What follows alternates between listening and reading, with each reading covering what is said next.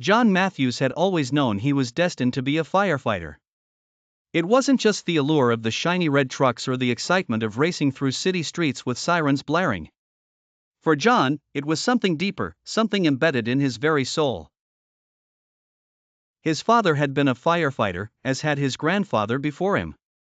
For generations, the Matthews men had donned their helmets and bravely faced the flames, saving lives and protecting their community.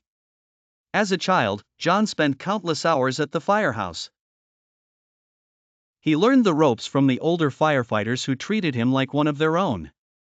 He learned how to operate the hoses, climb ladders, and handle the heavy equipment long before he was old enough to join the force. But most importantly, he learned about the brotherhood. When John finally turned 18, he eagerly applied to the academy, determined to continue his family's legacy. The training was grueling, both physically and mentally, but John thrived. He excelled in every test, from scaling walls to navigating smoke-filled buildings. After graduating at the top of his class, John was assigned to Engine 23, one of the busiest firehouses in the city. The firefighters there were a tight-knit group, and John quickly earned their respect with his work ethic and unyielding dedication. Years passed, and John became known as one of the best firefighters in the city. He had a sixth sense for finding people trapped in burning buildings, and his calm demeanor in the face of danger inspired confidence in those around him. One summer evening, as the sun dipped below the horizon, John and his crew were dispatched to a warehouse fire on the outskirts of the city. The blaze was massive, the flames towering into the night sky as thick, black smoke billowed out. As Engine 23 pulled up to the scene, John could feel the heat radiating from the building. He quickly assessed the situation, barking orders to his crew as they rushed to unroll hoses and connect them to the hydrants. The fire was spreading fast.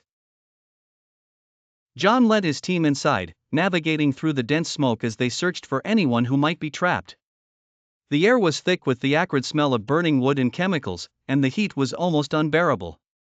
But John pushed forward. Suddenly, a loud crack echoed through the building as a section of the roof collapsed, sending a shower of sparks and debris raining down. John barely had time to react. He was knocked to the ground, his helmet skidding across the floor. Dazed but unharmed, John quickly regained his footing and called out to his crew, making sure everyone was accounted for. The fire was growing more intense by the second, and they needed to get out before the entire building came down. But as they turned to leave, John heard a faint cry for help coming from somewhere deep within the warehouse. Without hesitation, John broke away from his team and raced toward the sound. The smoke was so thick that he could barely see. Finally, he found a young woman trapped under a fallen beam, her leg pinned beneath the heavy wood. John knew there wasn't much time. The fire was closing in, and the heat was becoming unbearable. He grabbed the beam and heaved with all his strength.